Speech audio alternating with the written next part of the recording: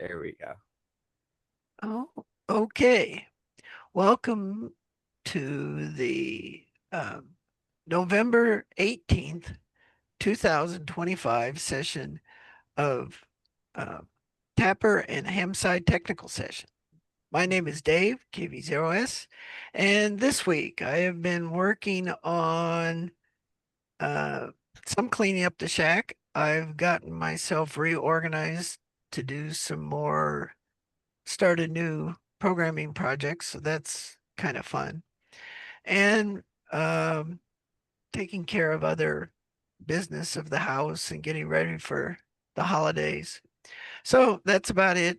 Um, Next on the list, we have Nathaniel, W2NAF. Go ahead. Thanks, Dave. The really big thing I did this weekend was we had the Murgas Amateur Radio Club 50th anniversary, which was absolutely fantastic.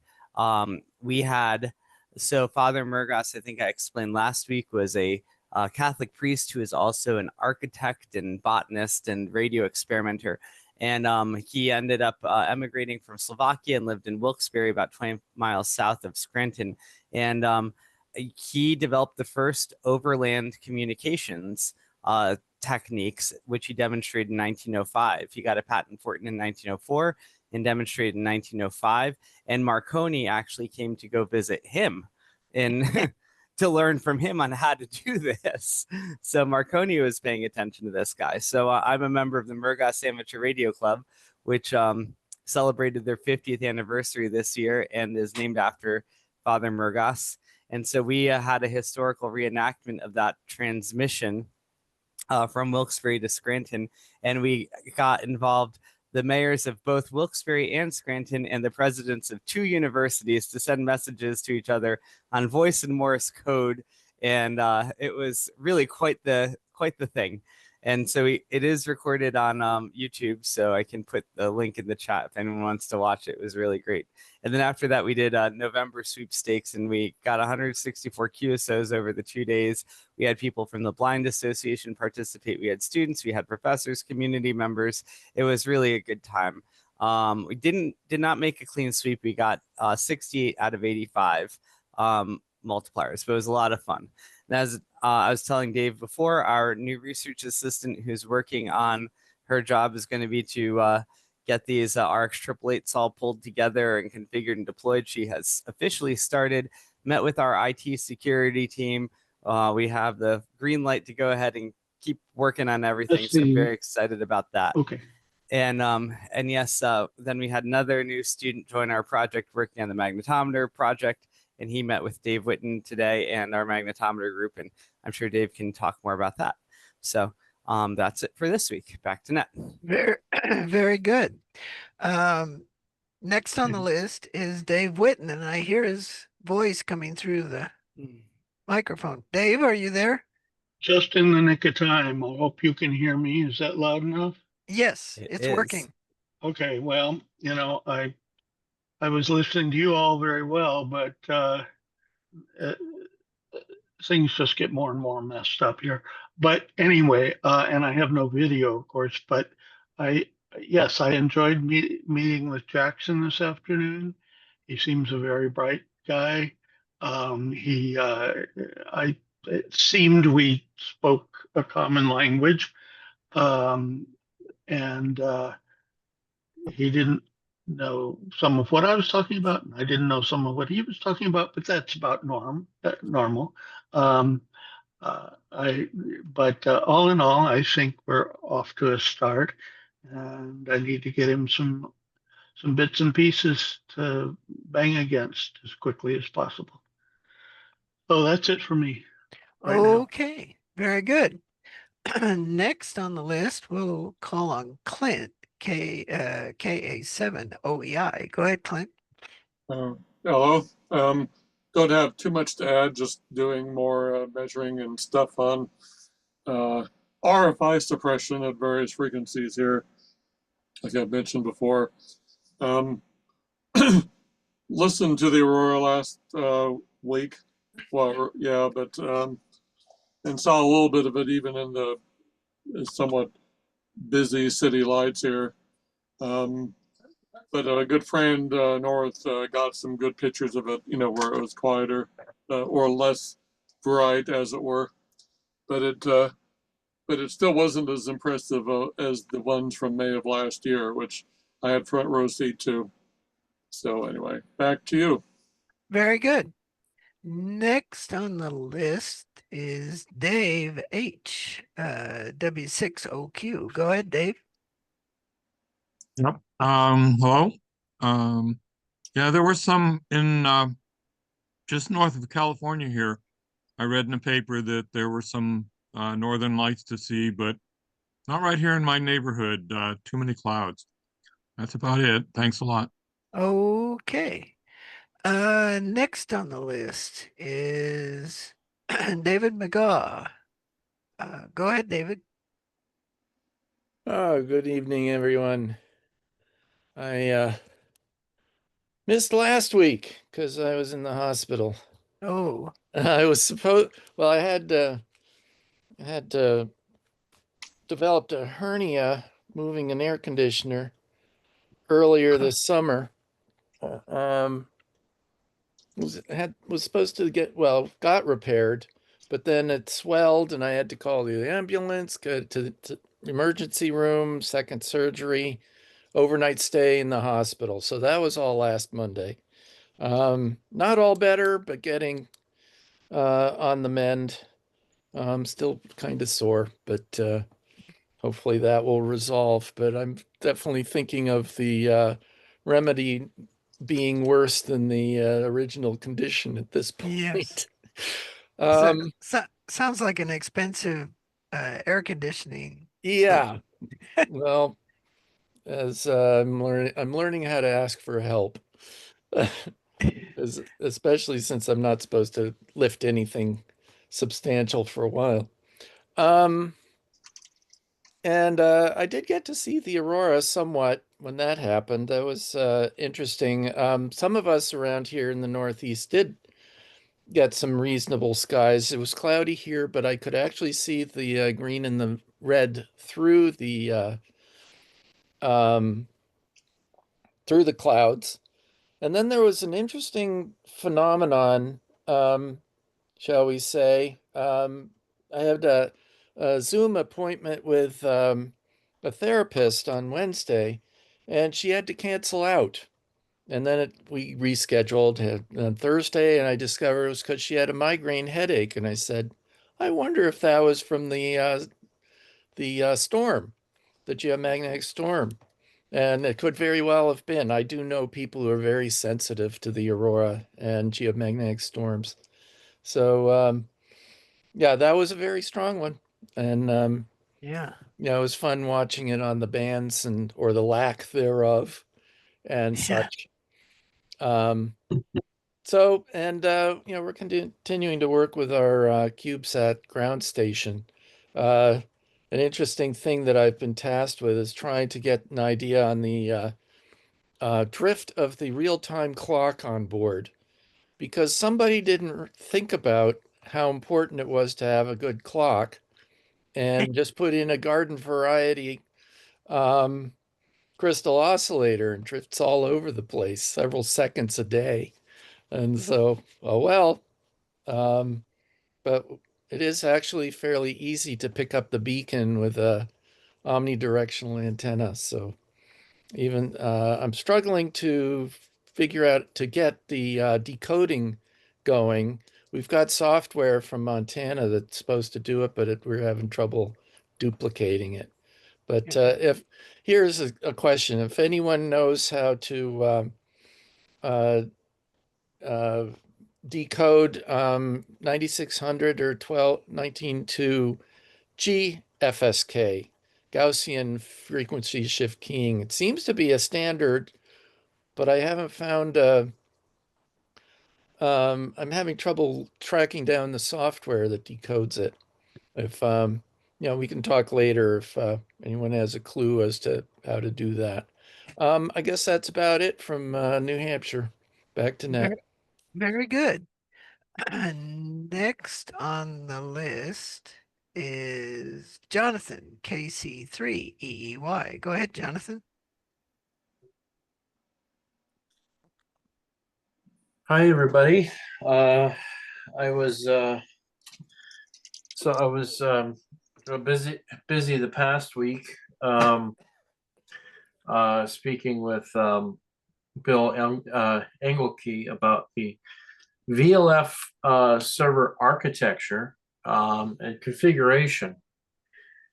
And I was going through with him the different kinds of observations, um, the different types of data, and I tried to make it in a way that was as least overwhelming as possible because it's quite a bit.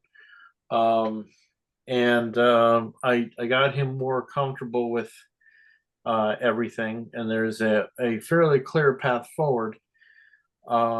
So it kind of reminded me the breadth of this project.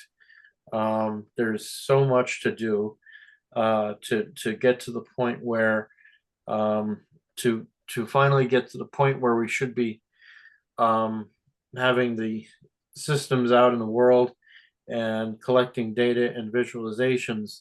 But yeah, there's just so much to do. A server architecture, web interface, web visualizations,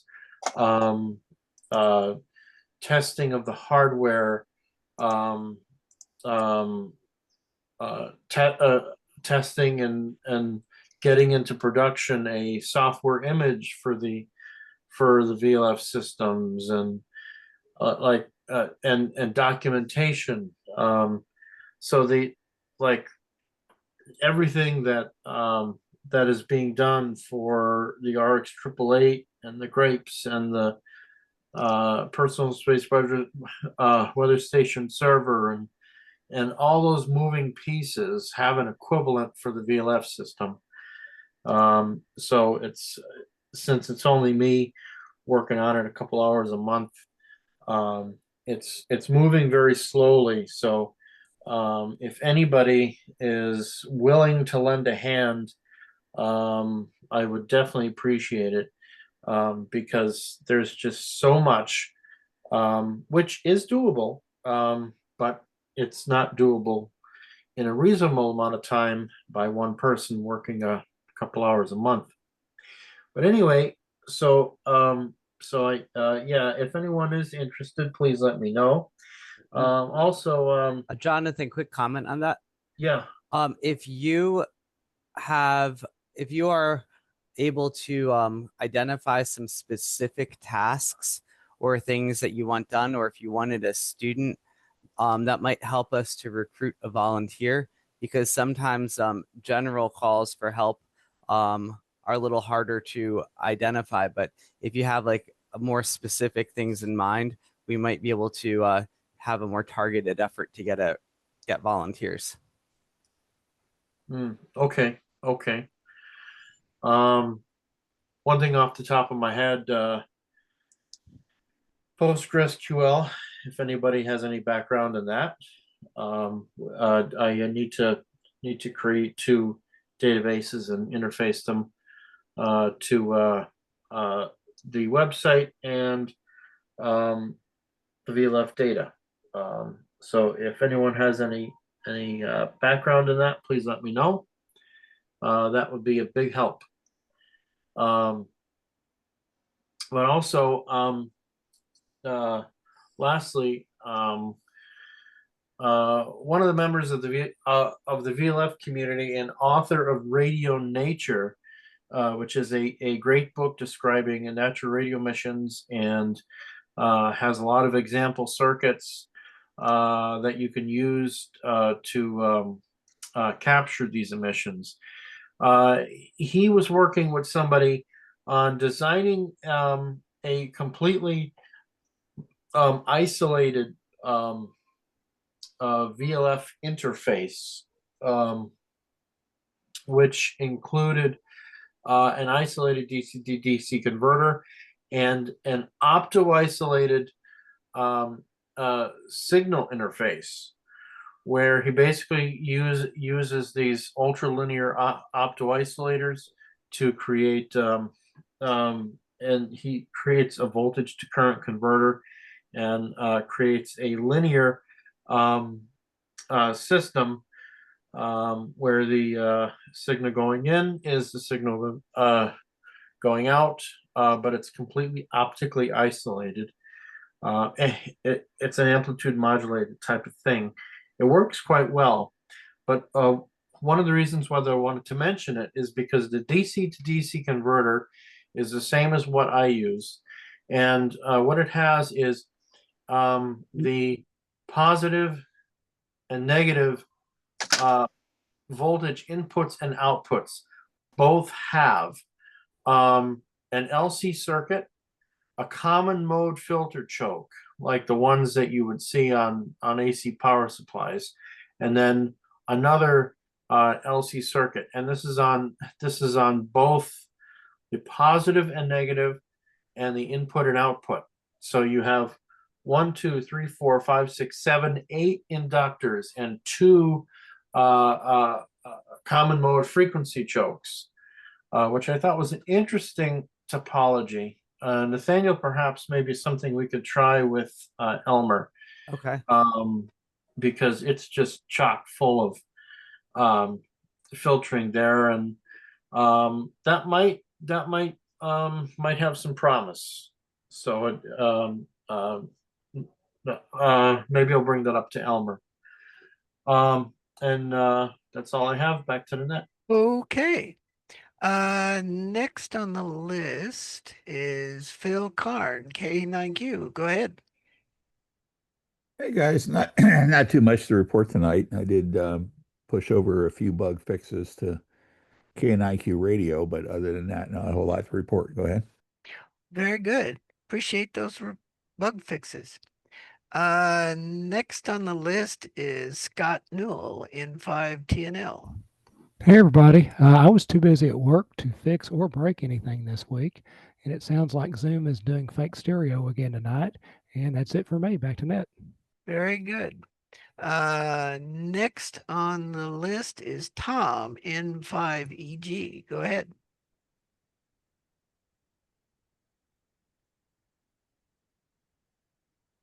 Mike, I got to be more accurate with the mouse there. I clicked around it, but not on it. Been a busy week.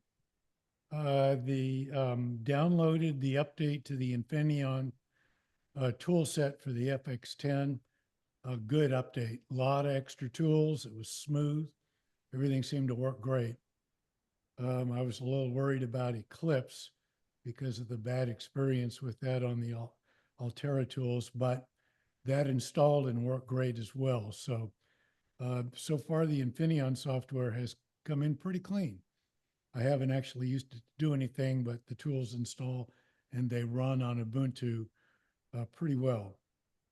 Been going through all of the LVDS training, PHY and link training. I think I figured that out. The TI part is a little limited, but with a couple of sneaky kludges, I think we can get that to train with the FX10. Checking the board layout, have added a couple extra connectors for all the control lines, and finally found in the documentation where it says what they do. So all of this time we've had these control lines, but we didn't know what they did. The Infineon documentation for the tooling seems to be starting to roll out now, at least I'm finding it, and that's helping clear up a lot of things as well. So project's been pretty busy this week. Back to the group. Very good. And next on the list is Rob Robinette. Go ahead, Rob.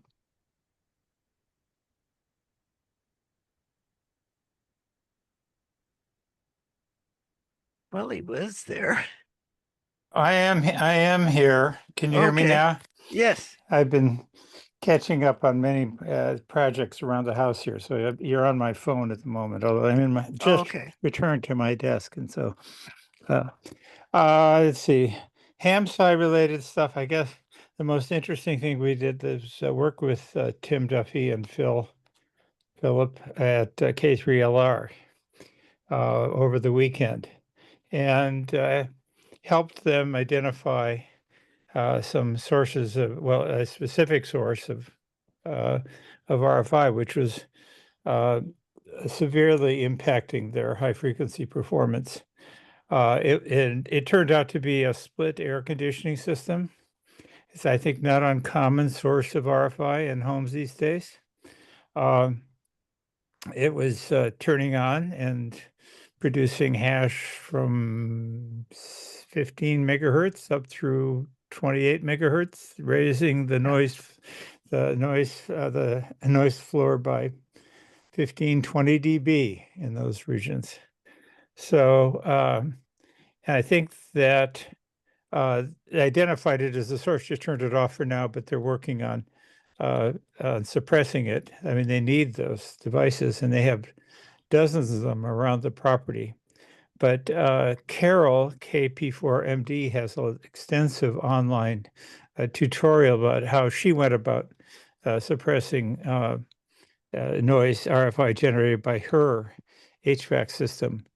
So this is a subject that I think a lot of people who don't use wideband SDRs probably may not see this kind of problem, understand what's going on. And so people just start to say, oh, all these wall warts, it's terrible. We can't hear anything anymore. You can, but you have to be able to see it and understand what and diagnose it. So Tim and Phil were great. We had George helped a lot. And we basically spent a lot of time comparing K3LR's spot counts and spectrum against those at Nathaniel's. And George has both Nathaniel, George, and New Jersey all have the same antenna system and the same receivers and so on. So I think we've got it down where LR is all four of the sites. Well, New Jersey is a step up from everybody else for reasons I don't yet understand. It is the easternmost of the locations, so its view to Europe is probably a little bit better. But I'm surprised by it. It's a good 10 or 15% more spots per day from New Jersey, from Jenny Jump, than from the other three. But but anyway, they're all doing well. I think we can be pleased with the performance of the antenna at RSEAV or whatever this is. I can't remember the model number, but anyway, it's working well. And this afternoon, Philip switched it back to use a linear supply, separate power line going out to the antenna to supply power. And with the appropriate, apparently he put in, I'm sure he put in some chokes to suppress loopback, and it looks just as good as a battery supply out there. So it's a really good, it seems like it was a really good exercise. Tim's and Philip have been very engaged. And I think that, they've been very supportive and appreciative of us, of our work. So I think I think hopefully it's been really George and I and Paul, Elliot, a little bit have been the people there. I think it would have been helpful to have some others, like your new support person, who I should arrange a meeting with, engaged in this. But she only joined. She only started on Monday, so. Well, she missed this by a day or two. Yes. But I'm sure we'll have more of these events as you go to other deployments, and it's probable that the problems will differ from site to site. But it was interesting to me anyway, and rewarding. So we're talking, Tim is talking about putting up more. I think there's many more experiments that we could do there, just in terms of reception, performance, and so on. I mean, he's got 50 different antennas there. So if we had 50 ARC strip plates, we'd have a really wonderful set of data that we could look at in antenna comparisons. And we have the computational power to do it. It's just you'd have to have 50 888. So you can put that in your budget, Nathaniel. Anyway, that's pretty much what I've been focused on, HamSCI wise, in the last week. I'm sure something else will occur after I sit here at my desk, but we can talk about that later. You can go back to the net there. Very good. And what was the call sign you mentioned? KP5MD? KP4MD. I'll send a link. She has a Yes, please document. do. I'll put it in the chat, and Carol is actually the vice director out here. She's one of the Monday morning Cat's Ham group. I've known her for now 7 or 8 years, and she's very active in ARRL and other activities.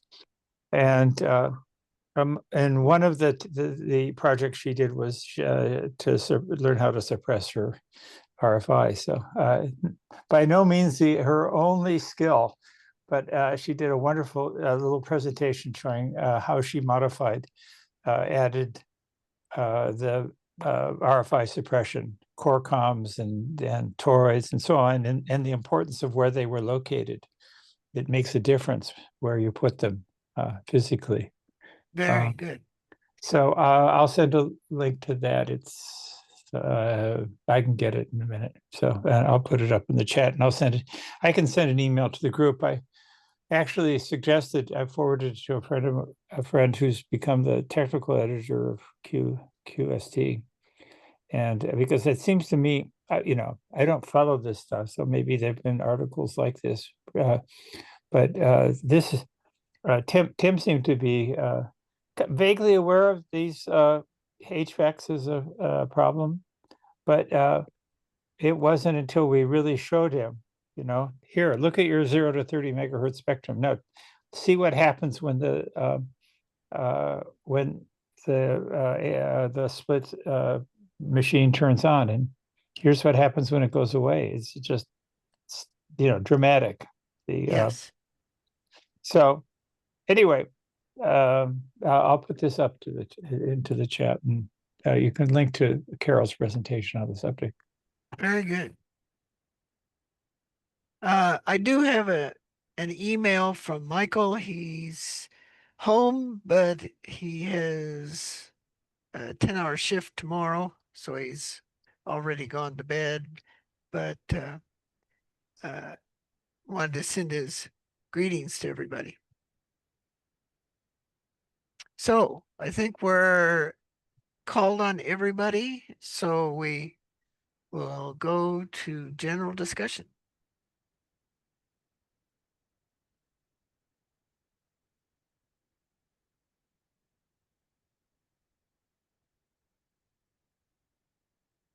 Well, speaking of RFI, I've been working on my own RFI problems. I've discovered that it's actually a good idea to have more than one 12-volt supply.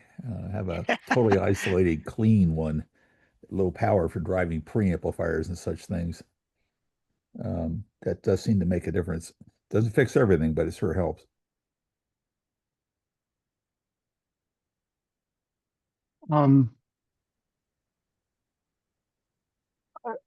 I wanted to mention to Rob and maybe Phil a bit that in talking to Jackson about some of the software for the magnetometer, well, he'd kind of like to package it in a Docker container to make distributing it more easier.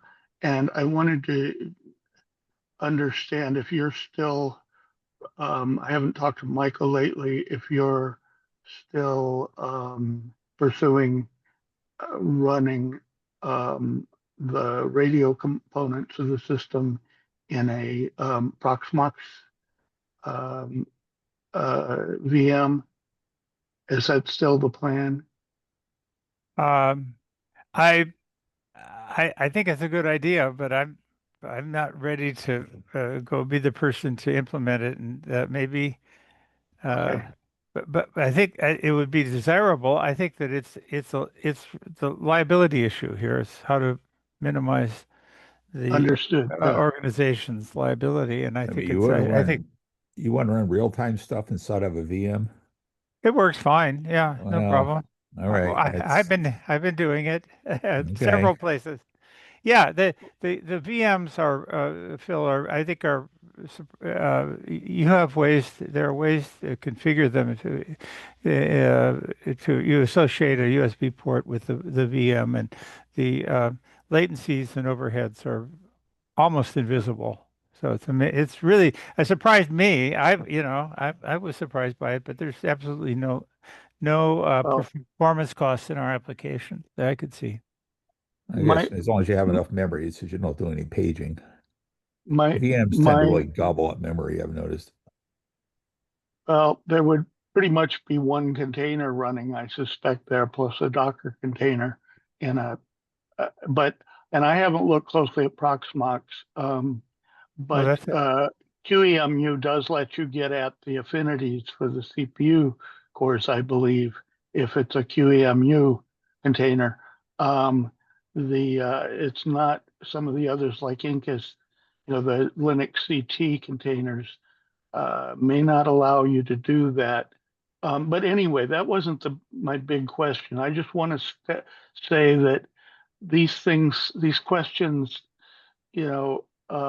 are just something I'd like to keep informed about as you all think about what you're doing so that we can make a deployable system that's secure and so on and so forth. Um, and not stomp on either anybody's toes. That's all. Yeah, my understanding is that Docker is kind of a different technology approach, differs from the Proxmox. I mean, Proxmox is a virtual machine environment, whereas my understanding is Docker just packages a a program and its associated dependencies together. Yes, Um, I'd say, well, to some extent, they're all in it. There's a spectrum of different kinds of yeah, containers yeah, in sizes and weights, and Docker's at the lower end. But and I don't think there's an inherent conflict there, but I just want to be sure that we are aware of each other. yeah. Um, and and Jackson likes the idea of a Docker. Um, uh, the student likes the idea of distributing it in a Docker container. Um, I really could care, but but I'm not opposed to it. It's just that okay. somebody you have to, Uh, you know, I've, uh, I wish I know there's going to be a major evolution of the Whisper Daemon client code that I'm going to implement. I'm uh, basically going to re-implement the whole thing. Um, okay. and so I hate to see someone invested a lot of time in creating a Docker environment for the current code environment when it's likely to change significantly. Well, this wouldn't be for your, for the Whisper Demon or anything, Whisper related stuff. This would be a separate one just for the magnetometer. So it just wraps everything up in a little bundle. Yeah. Um, but uh, but I just got to be sure that different virtual environments have support different container types. And I'm thinking either I've been working a lot with Incus, and it I think it supports Docker images, but I'm not sure. I got to make sure. But I just want there to be awareness. That's all, both ways. Oh, but I'll I've, probably pester Michael. yeah, well, I think that'd be great. I mean, Michael has done a little bit of work in this area, and I was hoping he would kind of take ownership of the deployed images, Whisper Daemon Grape deployed images, and they can do, I wouldn't be surprised if they would, and they would not immediately follow. I think you'd prefer to have, and I'd prefer, I think we all prefer to have stability in what we're doing, and the features that I introduce may not be relevant to the new features may not be relevant to DAISY application. So I'm you know, I'm ready to support anybody who's wants to take ownership of it.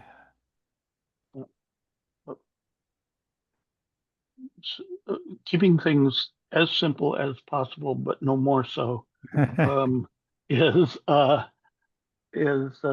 of the goal here, I think. Yes. Well, uh, got uh, I'm I'm eager to do that. One of the problems we had, by the way, though, that if we if we're done with that topic, um, the we had a lot of trouble getting the RX 888 to be visible at K3LR. Uh, it would just it would we couldn't get it to be visible on the USB bus uh, at times, and we're not sure how we got it back visible. In fact, it seemed to appear on its own in the middle of last night. Suddenly it appeared. Uh, when it's not appearing, I look in the kernel logs. The message doesn't even show that it's probed. So I think Phil, Hewitt, you, and Scott been doing some.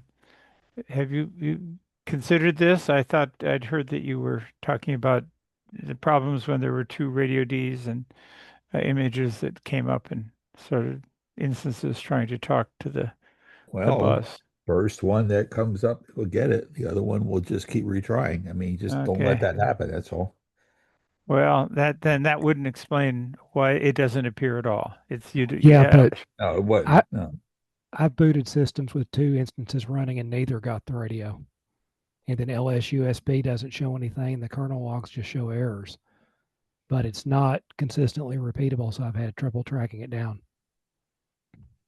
Yeah. Well, I've seen what you described, Phil, where one wins and gets the radio and the other just sits there and retries. And I've seen where both sit and retry and neither gets the radio and the kernel can't find it. Yeah. In that case, rebooting the computer didn't bring it back. I had to do a hard power cycle of the 888. Even the hard power cycle didn't work. Repeatedly didn't work at K3LR. We did hard power cycles, live physical replugs.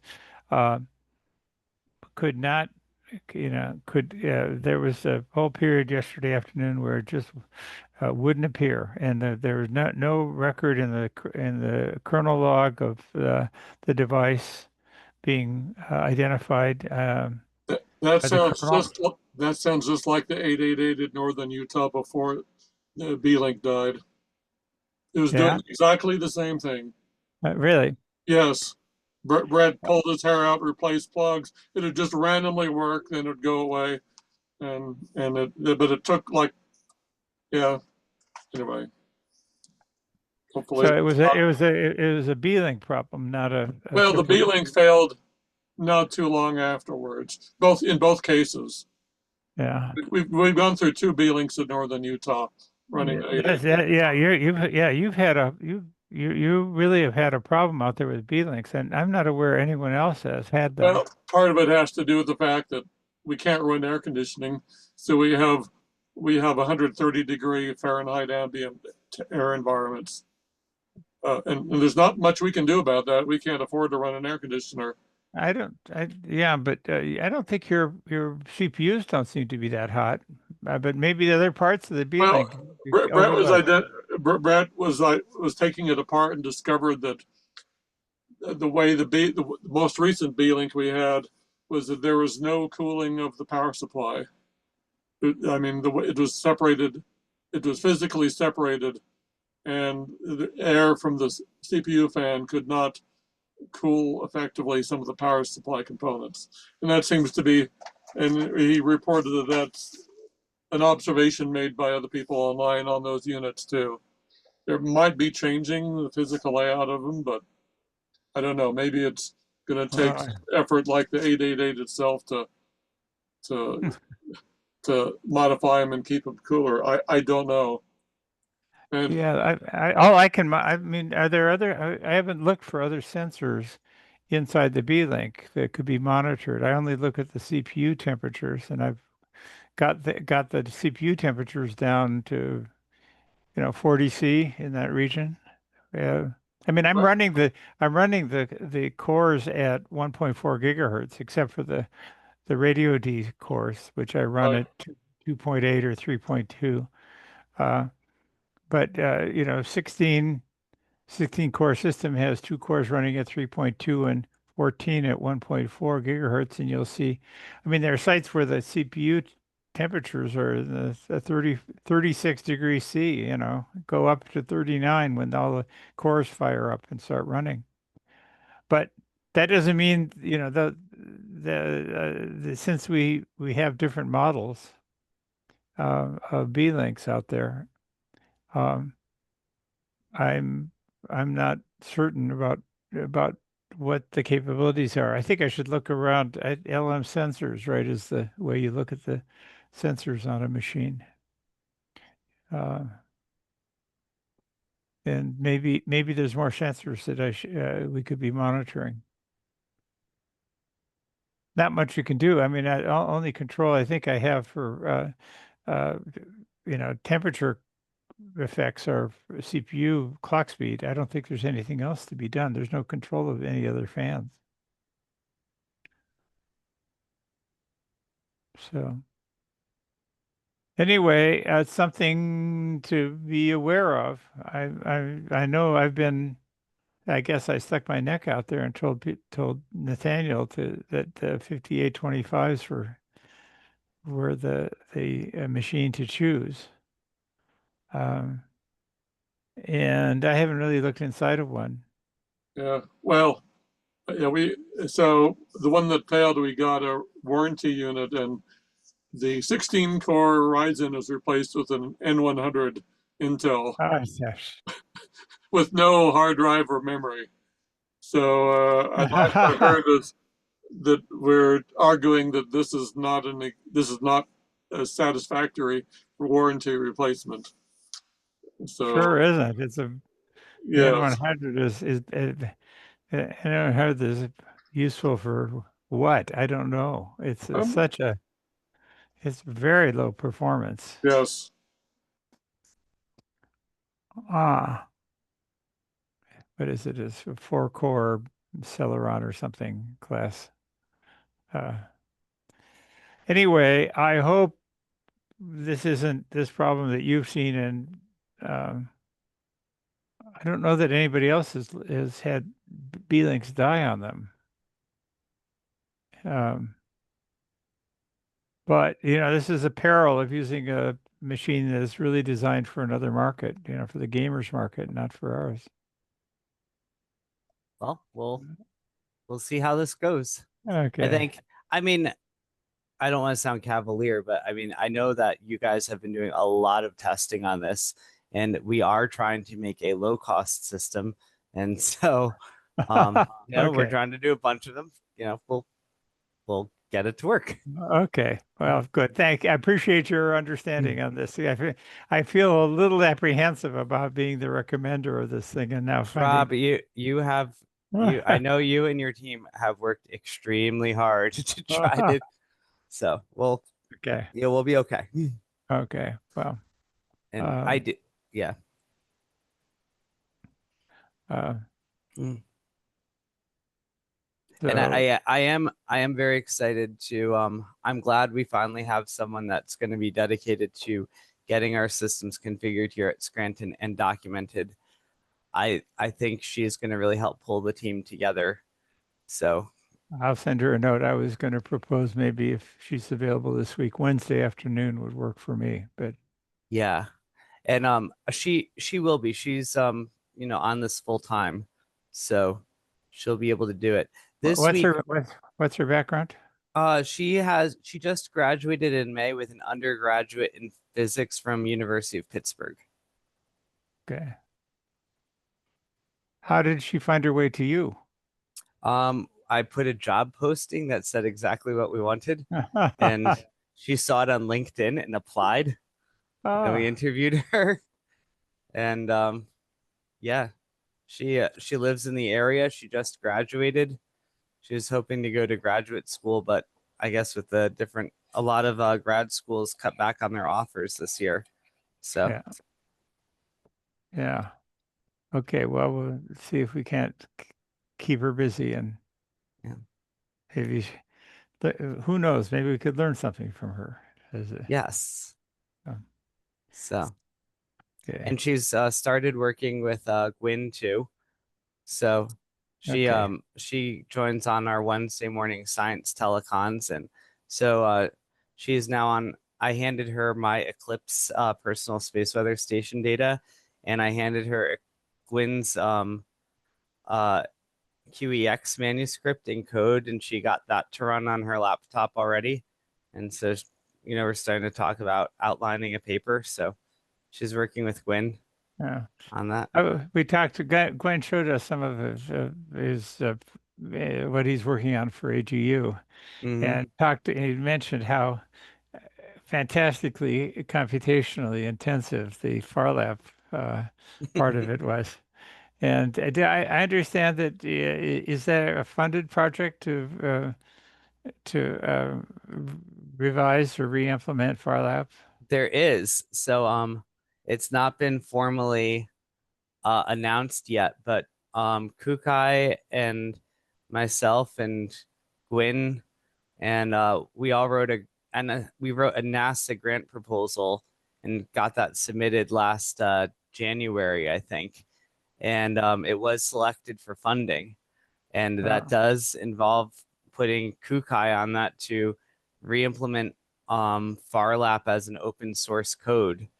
And so we are in the process of getting that awarded. So it's been selected, but we've been getting messages from the NASA granting office saying, please refill out this form, and because we have a new version of the form and you need it written this way and it has to be certified that way.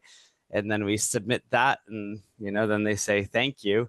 And then we're still waiting for the official paperwork, but it has been selected, and God willing, it will actually get awarded. Amazing. Well, it seems as I see the results, I can see the importance of the work.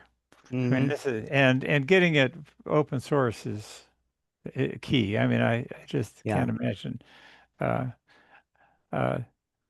So that's good. Has anyone heard from Dave Schwartz? I'm just at he was on the telecon on Thursday afternoon, or Thursday morning, wasn't he? Yeah, I meant to. We're still waiting to get the receiver out there at the receive site. And, it's been there at his house for a couple of months now. So I was hoping that we could get it on his priority list a little higher, because I think Scott in particular, Scott and Paul are waiting to kind of for validation of the implementation, the architecture and implementation. Paul has the sidecar, the time reference injector designed and ready to send off for fabrication, version 2 of that injector, but he's been waiting for the results of the test of the version 1 that's out there. So I have failed to ping Dave to see what's going on, but with all the others. I think he does show up regularly to the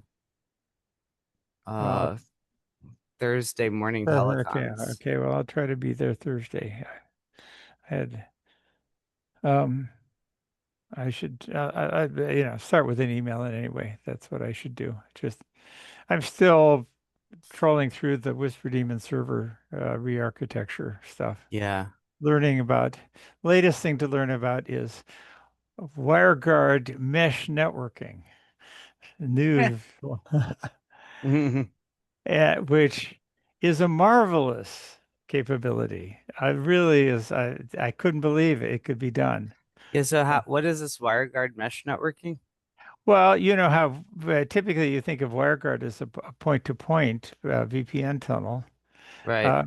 Well, you can actually create a mesh network of a cloud of servers, all of whom share a single VPN address space. So it's almost, logically, it's as if they're all plugged into the same physical Ethernet, jack, all on the same Ethernet switch. Uh, so any device can talk to any other device at a simple single address. So, if you have you define your VPN network, in my case, it'll be 10.112.0, and dot one will be the one gateway, dot two will be another gateway, dot 10 will be one of the servers, dot 11. They're physically not located any, but dot zero can talk or dot one can ping dot 10, and it'll go through a WireGuard tunnel, that the shortest path. And dot 10 can talk to dot 11, and it'll go directly between them. It doesn't have to go through a central server. So I don't That's know fantastic. it's absolutely amazing tech. I didn't imagine that. I mean, I didn't imagine it could be done until I submitted the question to Claude AI. And Claude said, "Yeah, here it is," and gave me the whole installation, and here's the architecture, and Wow. So I wonder if, I mean, I don't think, I know this is probably not relevant to 44 net people, but boy, I'll tell you, if you're putting together a network, especially one that you want to be geographically dispersed, as we do with the Whisper Demon server network. Yeah. You want to have the most efficient, secure paths between them, and simple paths. I mean, it's the WireGuard decides on the route. Huh. It opens one tunnel between each of the pairs. You don't have, Yeah. and routes the bidirectional traffic through that. It's it's just exactly what I wanted. I and didn't think could be done. Now I haven't had time. I've been working on my scanning electron microscope project, which I don't know if you guys have heard about that. No, But No, that's a new sounds one. good.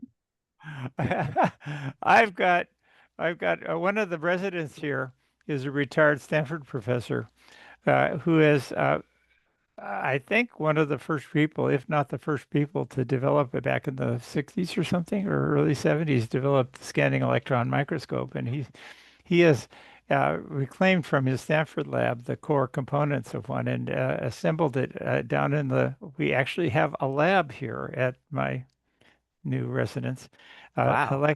electronics lab.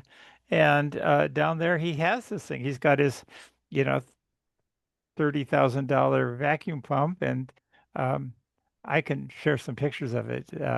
But it's a beautiful piece of equipment, and um, so what he was lacking was, he was lacking the electronics that take the output of the detector and display it on a screen. And Elmer has been pitched in and delivered today a whole little, I left it back in the other apartment, but a whole little uh, 4 by 6 inch screen that we connect up it drives the scanning microscope, the coils, the magnetics, and does the scanning. It's basically like an old CRT tubes. You've got a Wow. cathode that you heat up, and you accelerate the beam, electron beam, and collimate it, and you have the yoke magnets, and you do a regular scan, and then the electrons scatter off of the object, and are detected by a photodiode. It's amazingly simple in principle.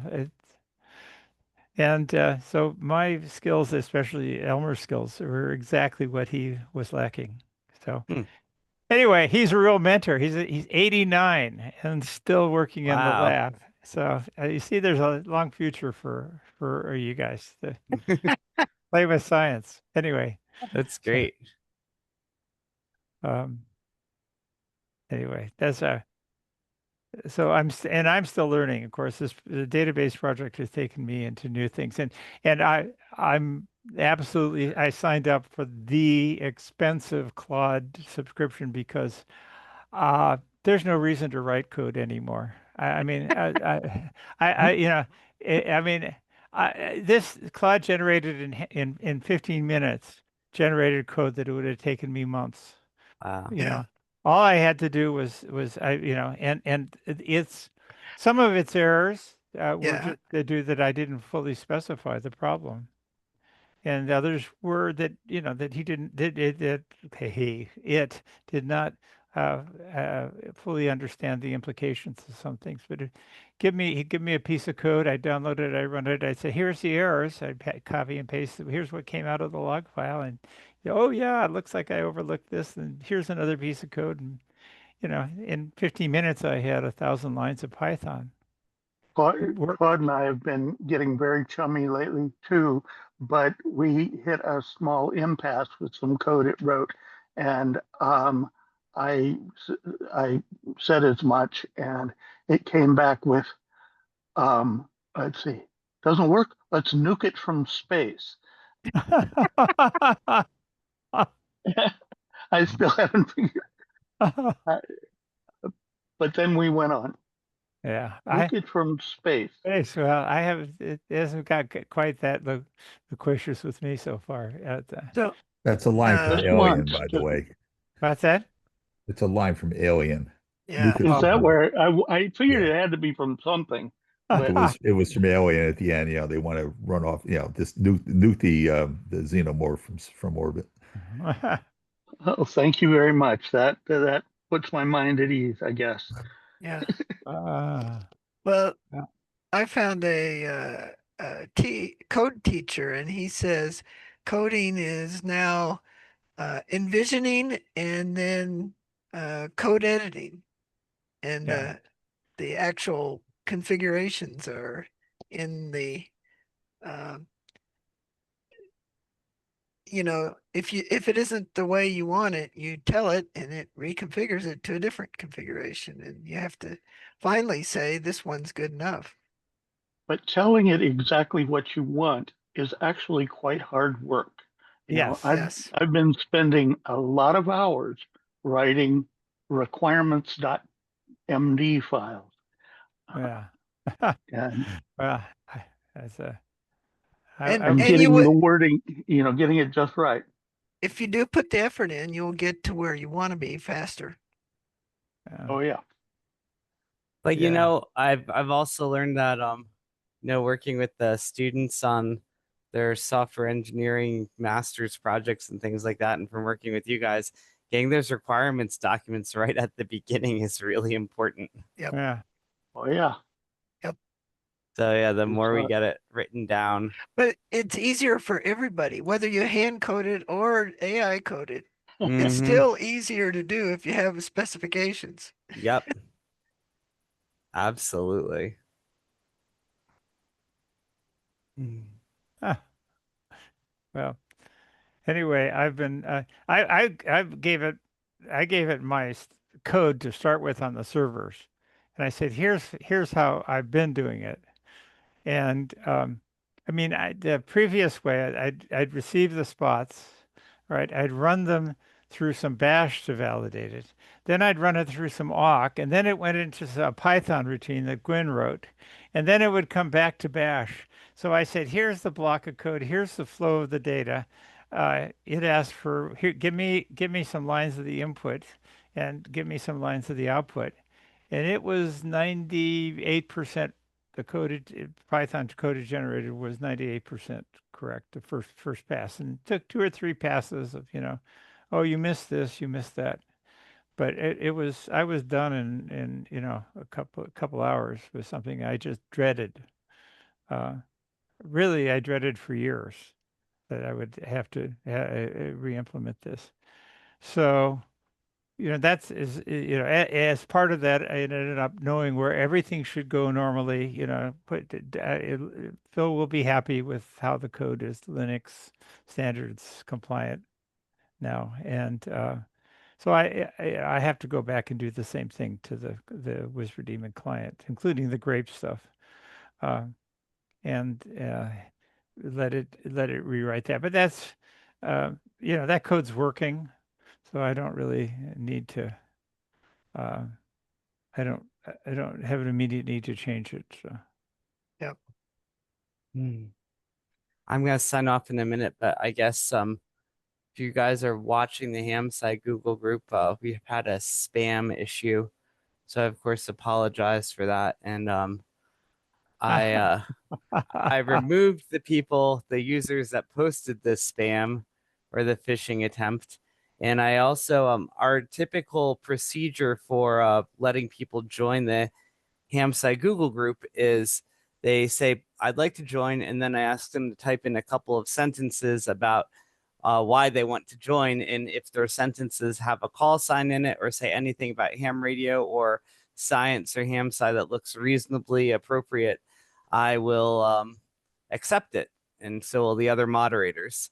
And the people that, or the whoever they are, bots, people I don't know, that posted the spam, I looked at their join requests and they looked totally, reasonably legitimate. But now looking at it's like, oh, okay, that could have been written by an AI something or other. Anyway, my spam or my user vetting approach isn't perfect, so I forgive you. well, thank you. Hopefully other people do too. So just know that I'm watching it. Christina's watching the list too. If it keeps up, we might turn the list on to moderated status for a bit. Otherwise, hopefully we'll just come up with a new, more intensive vetting process. So maybe all new users will have to come onto Scranton's campus for a 3-day, submit a full CV. We'll run a background check on them, make sure they have all their degrees and licenses, and then invite them on campus for a full 3-day interview process, complete with a meeting with the dean and dinners and all that stuff before we let them join the list. But hopefully it doesn't come to that. Okay.